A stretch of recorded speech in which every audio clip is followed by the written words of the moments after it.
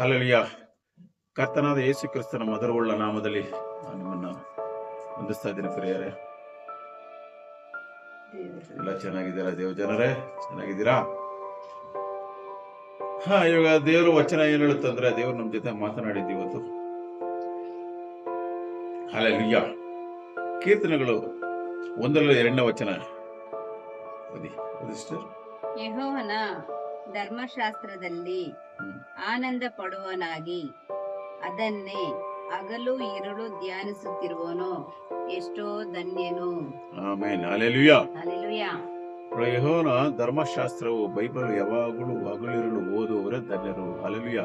ಪೂರ್ಣ ಮನಸ್ಸಿನಿಂದ, ಪೂರ್ಣ ಹೃದಯದಿಂದ, ಪೂರ್ಣ ಆತ್ಮದಿಂದ ಆತನ ವಚನವನ್ನು ನಾವು ಯಾವ ಕಡೆನ ಜ್ಞಾನ ಕೊಡದೆ ಬೈಬಲ್ ವಚನ ಬೈಬಲ್ ಎತ್ಕೊಂಡ ಮೇಲೆ ನಾವು ಅದರ ಮೇಲೆ ನಮ್ಮ ಮನಸ್ಸಿಗೆ ಓದಬೇಕು ಪ್ರಿಯರೇ. ಯಾಕಂದ್ರೆ ನಾವು ಈಗ ಏನ್ ಮಾಡ್ತಾ ಇರ್ತೀವೋ ನಮ್ಮ ಮಕ್ಕಳು ಅದನ್ನೇ ಮಾಡ್ತಾರೆ. ನಾವು ಯಾವ ರೀತಿಯಲ್ಲಿ ದೇವರ ಜ್ಞಾನ ಮಾಡ್ತೀವೋ, ಜ್ಞಾನಿಸ್ತೀವೋ, ಬೈಬಲ್ ವಚನ ಎತ್ಕೊಂಡು ಪ್ರಾರ್ಥನೆಯಲ್ಲಿ ಯಾವಾಗ ಯಾವ ತರ ಮಾಡ್ತೀವೋ ನಮ್ಮ ಮಕ್ಕಳು ಅದನ್ನೇ ಮಾಡ್ತಾರೆ ಪ್ರಿಯರೇ. ನಾವು ಮೊಬೈಲ್ ಎತ್ಕೊಂಡ್ರೆ ಅವರು ಮೊಬೈಲ್ ಎತ್ಕೊಂತಾರೆ, ನಾವು ಬೈಬಲ್ ಎತ್ಕೊಂಡ್ರೆ ಅವರು ಬೈಬಲ್ ಎತ್ಕೊಂತಾರೆ. ಅಲ್ವಾ? ಈಗ ತಂದೆ ತಾಯಿ ಏನ್ ಮಾಡ್ತಾರೋ ಮಕ್ಕಳು ಅದನ್ನೇ ಮಾಡ್ತಾರೆ. ಅದಕ್ಕೋಸ್ಕರ ನಾವು ಯಾವಾಗಲೂ ಮಕ್ಕಳ ಮುಂದೆ ನಾವು ಯಾವಾಗಲೂ ಹಗಲಿರುಳು ಆತನ ವಚನವು ಜ್ಞಾನ ಮಾಡಿದಾಗ ಮಕ್ಕಳು ಅದನ್ನೇ ಮಾಡ್ತಾರೆ. ಮಕ್ಕಳಿಗೆ ಅವ್ರಿಗೆ ಒಂದು ಕಥೆ ಹೇಳ್ದಂಗೆ ಹೇಳ್ಬೇಕು. ಯಾಕೆ ಗೊತ್ತಾ? ಯಾವಾಗಲೂ ಬೈಬಲ್ ನಮ್ಮಪ್ಪ ನಮ್ಮಮ್ಮ ಬೈಬಲ್ ಓದ್ತಾ ಇರ್ತಾರೆ, ನಾವು ಓದೋಣ ಅಂತೇಳಿ ಅವ್ರಿಗೆ ಮನಸ್ಸು ಬರಬೇಕು. ನೋಡಪ್ಪ, ಬೈಬಲ್ ವಚನ ಓದುವಾಗ ಒಳ್ಳೆ ಜ್ಞಾನ ಬರುತ್ತೆ, ಓದಲಿಕ್ಕೆ ಬರಲಿಕ್ಕೆ ಎಲ್ಲ ಜ್ಞಾನ ಬರುತ್ತೆ. ಟೀಚರ್ಗಿಂತ ಜ್ಞಾನ ಬರುತ್ತೆ ಅಂತ ಏನ್ ಹೇಳ್ತಾರೆ ದೇವರು? ಟೀಚರ್ಗಿಂತ ಜ್ಞಾನ ಬರುತ್ತೆ ಅಂತ ಹೇಳ್ತಾರೆ. ಅದಕ್ಕೋಸ್ಕರ ನಾವು ಜ್ಞಾನ ಮಾಡಬೇಕು. ಹಗಲಿರುಳು ಧರ್ಮಶಾಸ್ತ್ರ ಓದೋರೆ ಅವರೇ ಧನ್ಯರು. ದೇವ್ರು ಹೇಳ್ತಾರೆ, ಯಾವಾಗಲೂ ಕುತ್ಕೊಳ್ಳೋವಾಗ, ನಿಂತ್ಕೊಳ್ಳೋವಾಗ, ಮಲ್ಕೊಳ್ಳೋವಾಗ ಯಾವಾಗ ಆ ವಾಕ್ಯಗಳೇ ನಮ್ಮ ಮೈಂಡಲ್ಲಿ ಇರಬೇಕು. ಈ ವಾಕ್ಯ ಇನ್ನೊಬ್ರಿಗೆ ನಾವು ಹೇಳ್ಬೇಕು ಅಂತ ಜ್ಞಾನ ಮಾಡ್ತಾ ಇರ್ಬೇಕು. ಇನ್ನೊಬ್ರು ಯಾರಿಗೆ ಹೇಳೋಣ? ನಮ್ಗೆ ಸಿಕ್ಕಿದವ್ರು ಫ್ರೆಂಡ್ಸ್ಗೆ ಹೇಳ್ಬೇಕು, ರಿಲೇಷನ್ ಹೇಳ್ಬೇಕು, ಸ್ವಂತ ಬಂತ ಎಲ್ಲರಿಗೂ ಹೇಳ್ಬೇಕು. ಅದೇ ನೋಡಿ, ಯೆಶುವದಲ್ಲಿ 1-8 ವಚನ ಹೇಳುತ್ತೆ. ಧರ್ಮಶಾಸ್ತ್ರನು ಯಾವಾಗಲೂ ನಿನ್ನ ಬಾಯಲ್ಲಿರಲಿ. ನೋಡಿ, ಯಾವಾಗಲೂ ಧರ್ಮಶಾಸ್ತ್ರ ಅಂದ್ರೆ ಯಾವಾಗಲೂ ನಮ್ಮ ಬಾಯಲ್ಲಿ ದೇವ್ರ ವಚನಗಳೇ ಇರಬೇಕು. ನಾವು ಮಾತಾಡುವಾಗೆಲ್ಲ ಪ್ರತಿಯೊಬ್ಬರ ಹತ್ರ ಹೋಗಿ ಮಾತಾಡಬಹುದು, ಫ್ರೆಂಡ್ಸ್ ಹತ್ರ ಮಾತಾಡ್ಬೋದು, ರಿಲೇಷನ್ ಹತ್ರ ಮಾತಾಡ್ಬೋದು. ಯಾವಾಗಲೂ ದೇವ್ರ ವಚನನೇ ಇರಬೇಕು. ಏನ್ ಹೇಳ್ಬೇಕು ಗೊತ್ತಾ? ಈಗ ನಾನೇನ್ ಮಾಡ್ತೇನೆ ಅಂದ್ರೆ, ಎಲ್ಲಿ ಹೋದ್ರು ಯೇಸು ಸ್ವಾಮಿ ಬಗ್ಗೆ ಹೇಳಿಲ್ಲ ಅಂದ್ರೆ ನನಗೆ ತಿಂದಿದ ಊಟ ಜೀರ್ಣ ಕೊಡಾಗಲ್ಲ. ಅವಾಗ ಏನಂತಾರಪ್ಪ, ಇವ್ರು ಬಂದ್ರಪ್ಪ ಏನಂತಾರೆ. ಈಗ ಪೌಲು ನಂಗೆ ಹೇಳಿದ್ರು, ಎಲ್ಲಿ ಹೋದ್ರು ಯೇಸು ಸ್ವಾಮಿ ಬಗ್ಗೆ ಹೇಳ್ತಾನೆ ಇದ್ರು. ಅಯ್ಯೋ ಬಂದಪ್ಪ, ಇವನು ವಾಯಾಡಿ ನಮ್ಮನ್ನು ಬಿಡೋದಿಲ್ಲ, ಯೇಸು ಸ್ವಾಮಿ ಬಗ್ಗೆನೇ ಹೇಳ್ತಾರೆ ಅಂತ ಹೇಳ್ತಾರೆ. ಆ ರೀತಿಯಲ್ಲಿ ನಾವು ಇರಬೇಕು. ಅಲ್ವಾ ಪ್ರಿಯರೇ? ಯಾಕಂದ್ರೆ ಎಲ್ಲಿ ಹೋದ್ರು ಈಗ ನಮ್ಮ ಸ್ವಂತ ಮನೆಗೆ ಹೋಗ್ಬೋದು, ಸ್ವಂತ ಅಣ್ಣ ತಮ್ಮ ಮನೆಗೆ ಹೋಗ್ಬೋದು, ಯೇಸು ಸ್ವಾಮಿ ಬಗ್ಗೆ ನಮ್ಮ ತಲೆ ತಿಂತಾರಪ್ಪ, ಯೇಸು ಸ್ವಾಮಿ ಬಗ್ಗೆನೇ ಹೇಳ್ತಾರೆ. ಆದ್ರೆ ನಮ್ಗೆ ಕರೆದಂತ ದೇವರು ಏನಕ್ಕೋಸ್ಕರ ಕರೆದಿದ್ದಾರೆ? ಎಲ್ಲಾರ್ಗು ನನ್ನ ವಚನ ಹೇಳಿ, ನನ್ನ ಯೇಸು ಸ್ವಾಮಿ ಬಗ್ಗೆ ಹೇಳ್ಬೇಕಂತ ನಮ್ಮನ್ನ ಕರೆದಿರೋದು. ನಾವು ಹೋಗ್ಬಿಟ್ಟು ಅವರ ಮಧ್ಯದಲ್ಲಿ ಅವ್ರ ಮಾತುಗಳು ಕೇಳಿಸ್ಕೊಂಡು ಅವರು ಇದು ಕೇಳ್ಕೊಂಡಿರಕ್ಕಾಗುತ್ತಾ? ನನ್ಗೆ ಯೇಸು ಸ್ವಾಮಿ ಬಗ್ಗೆನೇ ನಾನು ಹೇಳಿದ್ದು. ನನ್ನ ಕರೆದಂತ ದೇವರು ನಂಬಿಕೆಸ್ತ ದೇವರು. ಹಲ್ಲೆಲೂಯ. ಹೇಳಿ. ಹಗಲಿರುಳು ಅದನ್ನು ಧ್ಯಾನಿಸುತ್ತಾ ಅದರಲ್ಲಿ ಬರೆದಿದ್ದುದನ್ನೆಲ್ಲ ಕೈಗೊಂಡು ನಡೆ. ನೋಡು, ಹಗಲಿರುಳು ಜ್ಞಾನಿಸುತ್ತಾ ಅದರಲ್ಲಿ ಬರೆದಿರುವುದನ್ನೆಲ್ಲ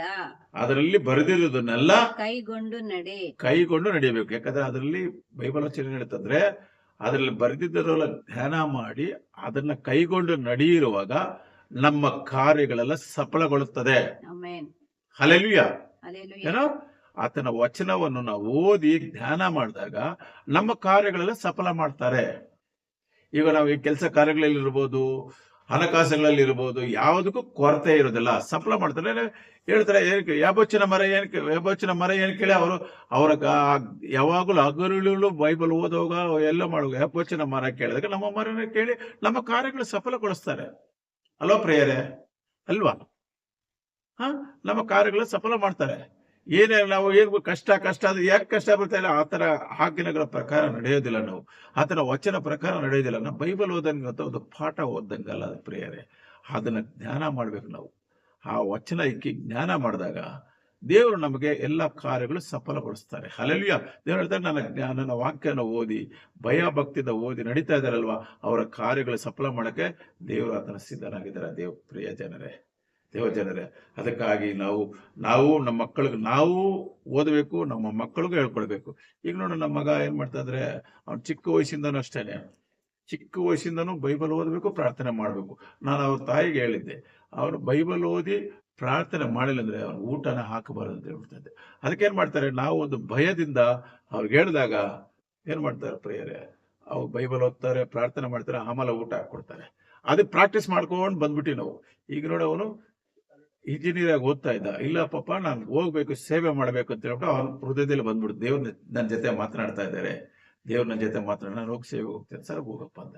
ಯಾಕೆ ಹೇಳಿ, ನಾವು ಚಿಕ್ಕ ವಯಸ್ಸಿಂದ ಹೆಂಗ್ ಬೆಳೆಸ್ತೀವೋ, ನಾವು ಹೇಗೆ ಪ್ರಾರ್ಥನೆ ಮಾಡಿ ಯಾಗ ಬೈಬಲ್ ವಚನಗಳು ನಾವು ಓದಿ ಜ್ಞಾನ ಮಾಡ್ತೀವೋ, ಅದೇ ರೀತಿಯಲ್ಲಿ ಅವನು ಅದೇ ರೀತಿಯಲ್ಲಿ ಬಂದ್ಬಿಟ್ಟ.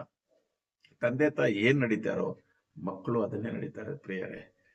ಯಾವುದೇ ರೀತಿಯಲ್ಲಿ ಫ್ರೆಂಡ್ ಜೊತೆಲಿ ಹೋಗೋದು, ಅವ್ರ ಜೊತೆ ಹೋಗಿ ಟೈಮ್ ವೇಸ್ಟ್ ಮಾಡೋದು, ಲೋಕದ ರೀತಿಯಲ್ಲಿ ಹೋಗು, ಅವ್ನು ಯಾವುದಕ್ಕೂ ಹೋಗ್ಬಿಟ್ಟು ಈಗ ನೋಡಿ, ಕಾಲೇಜಿಂದ ಬಂದ್ರೆ ಏನ್ ಮಾಡ್ತಾರೆ ಹುಡುಗರು, ಫ್ರೆಂಡ್ ಜೊತೆಲಿ ಹೋಗೋಣ, ಅಲ್ಲಿ ಸೈಕಲ್ ತುಳಿಯಕ್ ಹೋಗೋಣ, ಗ್ರೌಂಡ್ಗೆ ಹೋಗೋಣ, ಕ್ರಿಕೆಟ್ ಆಡೋಕೆ ಹೋಗೋಣ ಅಂತಾರೆ. ಕ್ರಿಕೆಟ್ ಅಲ್ಲ ಬೇಡಪ್ಪ, ನೀನು ಇದೇ ಕ್ರಿಕೆಟ್, ನಿನಗೆ ಈ ಬೈಬಲೇ ನಿನಗೆ ಕ್ರಿಕೆಟ್, ಇದನ್ನ ಎತ್ಕೊಂಡು ಧ್ಯಾನ ಮಾಡು, ಅದು ನಮ್ಗೆ ಪ್ರಯೋಜನ ಆಗುತ್ತೆ, 4 ಜನಕ್ಕೆ ಕತ್ತಲಿರೋ ಬೆಳಕು ತರಬಹುದು ಮಗನೇ ಅಂತ ಹೇಳ್ಬಿಟ್ಟು ಎಲ್ಲ ಇದೇ ರೀತಿ ನಡ್ಸ್ಕೊಂಡು ಬಂದಾಗ ಈಗ ನೋಡಿ, ಸೇವೆ ಮಾಡಕ್ ಹೋಗಿದ್ದೇನೆ, ದೇವರು ಅವನ ಮೂಲಕದಿಂದ ಅನೇಕ ಅದ್ಭುತ ಕಾರ್ಯಗಳು ಮಾಡ್ತಾ ಇದಾರೆ. ಇಡೀ ಕರ್ನಾಟಕಕ್ಕೆ ಸುವಾರ್ತೆ ಹೇಳ್ತಾ ಇದ್ದಾರೆ. ಯಾಕಂದ್ರೆ ನಾವು ಆತರ ಬೆಳೆಸ್ಕೊಂಡ್ ಬಂದ್ವಿ ಮಕ್ಕಳನ್ನ. ಅದೇ ರೀತಿಯಲ್ಲಿ ನಾವು ಹೇಗೆ ನಡೀತೀವೋ ಅನ್ನೋದು ಮಕ್ಕಳು ಅದೇ ರೀತಿಯಲ್ಲಿ ನಡೀತಾರೆ ಪ್ರಿಯರೇ. ಅದಕ್ಕೆ ಕರ್ತನಾದ ಮಧುರವುಳ್ಳ ನಾಮದಲ್ಲಿ ಈ ವಚನದ ಮೂಲಕದಿಂದ ಮಾತನಾಡೋದಕ್ಕಾಗಿ ಸ್ತೋತ್ರ ಕರ್ತನೆ. ಅಪ್ಪ, ಎಲ್ಲ ಮಕ್ಕಳನ್ನು ನೀವು ಆಶೀರ್ವಾದ ಮಾಡಿ ಸ್ವಾಮಿ. ಈ ವಚನಗಳ ಮೂಲಕದಿಂದ ಅವ್ರ ಮಕ್ಕಳು, ಅವ್ರ ಕುಟುಂಬವನ್ನು ನೀವು ಆಶೀರ್ವಾದ ಮಾಡ್ಬೇಕಂತೇಳಿ ಯೇಸು ಕ್ರಿಸ್ತನ ಮಧುರವುಳ್ಳ ನಾಮದಲ್ಲಿ ಪ್ರಾರ್ಥಿಸಿ ಬೇಡ್ತಾ ಇದ್ದೀನಿ, ನನ್ನ ಜೀವವುಳ್ಳ ತಂದೆ. Amen, amen, hallelujah. Praise the lord.